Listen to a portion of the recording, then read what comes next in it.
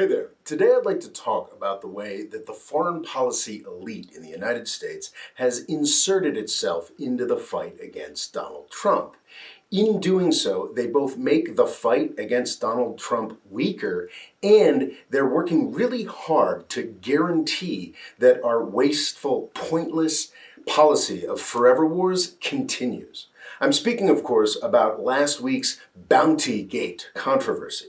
And that's what I'm going to be ranting about today in this unproduced video. To be very clear, I am very opposed to President Donald Trump. I opposed his election. I warned that it would be a horrific disaster. I have been proved right in that. I have opposed Donald Trump at every turn, and I believe that that is the duty of all sane, patriotic Americans to do. However, this does not mean that we should uncritically accept the support of any element in American life and politics that jumps on this bandwagon. Because I believe that the foreign policy elite, among others, but most specifically the foreign policy elite, is using this fight against Donald Trump for its own malicious ends. And in fact, I believe that those malicious ends will eventually lead to more Donald Trumps. That's the most frustrating thing about the foreign policy community and the way that they've sort of jumped on and steered the bandwagon against Trump. It's the fact that these folks actually are responsible for Donald Trump. Donald Trump, there are a lot of factors that contributed to his running, his election, his phenomenon, his presence as a cultural phenomenon, from Facebook to the internet more generally, to declining incomes, to just general racist reaction to the fact that we had a black president. But probably one of the most important is the fact that this foreign policy elite, you can call it the deep state, you can call it the blob, you can call it the permanent government, any number of things. This deep state has repeatedly run the country into ditches, whether it was the disaster in Iraq, the disaster in Syria, the disaster in Libya, Somalia, and a vast range of countries, such a wide range of countries we're involved in right now, that even U.S. senators who are supposed foreign policy hawks are surprised to find that the U.S. military is in certain places. And that two-decade crisis, that just sort of, I suppose, 15-year disaster after 9/11 created by the Washington, D.C. foreign policy community, like, if that hadn't happened, it's impossible to imagine a President Trump. If Iraq, Syria, and Libya hadn't been destroyed in those ways, there would not have been an Islamic State for everybody to get all riled up about. And yeah, I don't think President Trump would have happened, because he wouldn't have been able to get those marginal votes. So in very real ways, this foreign policy community that is bandwagoning on the anti-Trump thing is responsible for President Trump. And, even that wouldn't bother me so much if it weren't for the fact that we've learned over and over again that this foreign policy community, specifically with its obsession with Russia, is completely ineffectual against Trump. People have heard from before the election about the ways that Trump was in bed with Russia. We've heard it. We've been told to get excited about each new revelation. We were supposed to be excited about the Mueller report. Nobody cares anymore. And the obsession with Russia on the part of the Washington, D.C. foreign policy community is a way to guarantee their continued power, and it's also something that doesn't work. It just has failed to take Donald Trump down for 3.5 years now. And the crucial thing here, the thing that I think I'm going to conclude with, is that's so malicious, is the way that this Russia fixation takes energy from all of the other much better critiques of Donald Trump. It's this sort of way to make this one honestly good idea that Trump has had, that, yeah, okay, maybe we should sort of settle things with Russia so we can focus on China, our own problems, a million other things. Like, that's actually a good instinct that Donald Trump has, but this foreign policy community is bound and determined to use that one kind of positive aspect of Donald Trump as a weapon instead of all of the infinite horrific things about Donald Trump.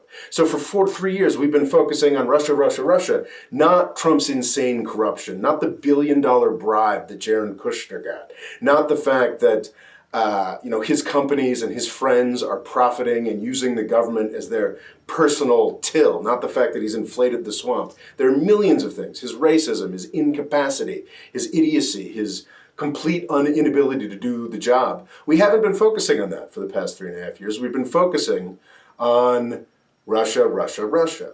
Donald Trump is finally failing. He's finally, it's his sort of Teflon support with older white people is finally falling away, because instead of focusing on Russia, Russia, Russia, we're actually seeing Trump as president in action, and his responses to the coronavirus thing, it's horrifically illustrating that Donald Trump is exactly as bad as we've been saying all along. So really, the wise thing to do right now is just let Trump flame out. Let Trump be Trump. But last weekend, we were dragged right back into this Russia thing. Russia, Russia, Russia, Russia. And it's incredibly frustrating, because you can, over just the past week, you can draw a direct line to how this is keeping us in Afghanistan. The breaking of the news through intelligence community leaks, the weekend before last, sort of the weekend starting Friday, June 26th, and how it directly led to events last week that mean that we will not be leaving Afghanistan. Another one of the rare moments where the stopped clock of the Donald Trump presidency is right, is in his instinct to get us out of Afghanistan. Something that I think the entire country agrees on, except for Washington, D.C., and this elite within Washington, D.C. That's why I think this video is going to be called How to Never Leave Afghanistan. Because that's what this Bountygate story is really about. The facts are continuing to emerge. I have zero trust for the U.S. intelligence community, but it does seem that there's enough corroborating evidence at this point that leads me to believe that, yes, something like Bountygate did happen. And the story is this. Over the past year or so, in 2019 and into the beginning of 2020, the Russian government supposedly was paying Taliban fighters, other Islamist fighters, it's not entirely clear, this is all rather murky, paying bounties for their killing of U.S. soldiers. My initial reaction to this was, oh great, U.S. intelligence sources say, which is incredibly unreliable, but it now does seem likely. There's been enough corroboration, enough confirming details have filtered out to the New York Times and other outlets that I think it's plausible to believe that something like this happened. What that means, of course, is open to endless interpretation, and that's the thing, is that the U.S. government was doing this endless interpretation until a bunch of people in the national security community, that's very much part of this foreign policy elite that profits from endless war, decided that it was appropriate the weekend before last to leak this information, because they didn't believe the president was doing enough to safeguard U.S. soldiers' lives from these dastardly Russian payments, these bounties for killing U.S. soldiers. And what's incredibly fucked up about this is that actually Donald Trump, someone I hate, loathe, think is completely incapable, was taking more steps to save American soldiers in Afghanistan than any president since 2001. Because what he was doing, what he is doing, what he's trying to do is take the U.S. troops out of Afghanistan. Russia will win nothing by our leaving. China will win nothing by our leaving. It is exclusively, the exclusive benefit that our adversaries get out of the U.S. being in Afghanistan is the U.S. being bogged down in Afghanistan, being easy to attack in this way. There's the horrific, is it irony, or the horrific circularity to the fact that we're now supposed to be all up in a tizzy for the Russians possibly funding the murder of American soldiers who are occupying Afghanistan, when of course that's what we celebrate with funny movies, with Tom Hanks. the U.S. doing to Soviet soldiers occupying Afghanistan in the 1980s. That's Charlie Wilson's War. Really fun film, written by Aaron Sorkin. It's fun. You should check it out. So of course there's that lack of self-awareness, but regardless, I'm not enough of a relativist to be like, oh, okay, it's just fine for the Russians to kill our soldiers in Afghanistan because we killed theirs in Afghanistan. But I am enough of an intelligent person to think it through. The way to keep our soldiers safe from murderous Afghani thugs is for our soldiers to not be in Afghanistan. There is no purpose to our being there. Shockingly, the Trump administration, mostly through delegating it to somewhat competent bureaucrats, seems to be proceeding in negotiations with the Taliban. This is exciting. This is fantastic.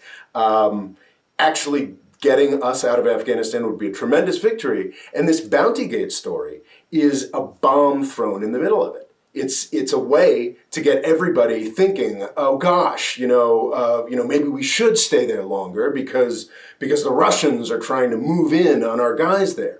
That's completely illogical. That doesn't make any sense. The best way to keep our guys safe is to get them out of Afghanistan. But that's the way that the process works in Washington, D.C. And the leaking of this information last weekend, so the weekend, Friday, June 26th and on, is incredibly strategic because these weeks, last week and this week, the United States government, the Congress, is negotiating the National Defense Authorization Act. This is an annual act. I think there's 2 laws that come out every year that govern the Defense Department's budget. And there's all kinds of stuff thrown into these things about surveillance. I mean, anything dealing with national security, you can put an amendment into these laws. These laws have to be passed, or the whole apparatus, the whole U.S. war machine just falls apart. So one of these 2 acts is being negotiated this week and last week. So to throw this bomb into the middle of this discussion was very effective. That's what everybody in Washington, D.C. wanted to talk about last week. That's what the hashtag resistance wanted to talk about last week. These Russian bounties on U.S. soldiers in Afghanistan.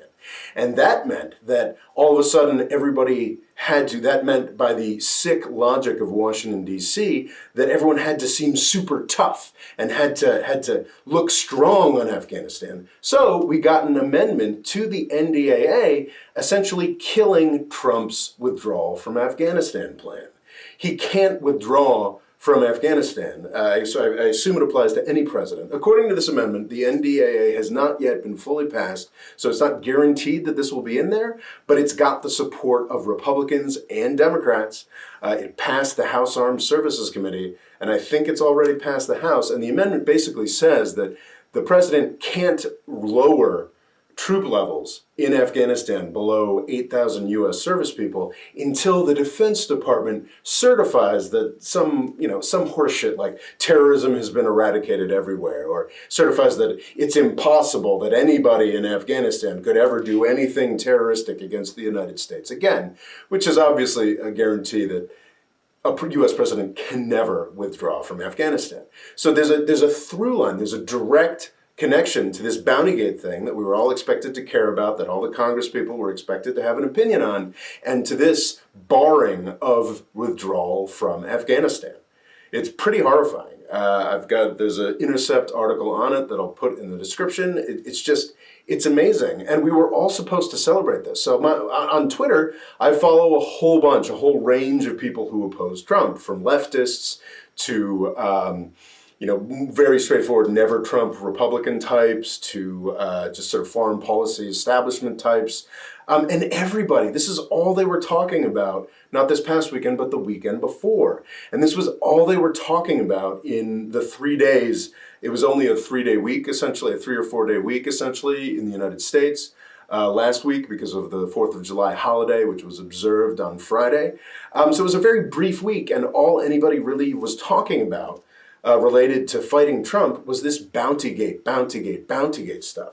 And that impacted real-world legislation. And now withdrawing from Afghanistan the sort of thing that really only Trump could get away with, because of course Biden comes into power and all of a sudden every Republican is going to be like, oh no, you can't withdraw from Afghanistan. So Trump, this was a possible benefit from the Trump administration, a withdrawal from Afghanistan. Now it is vastly less likely to happen. And we're supposed to celebrate this in the anti-Trump resistance. It's just incredibly frustrating.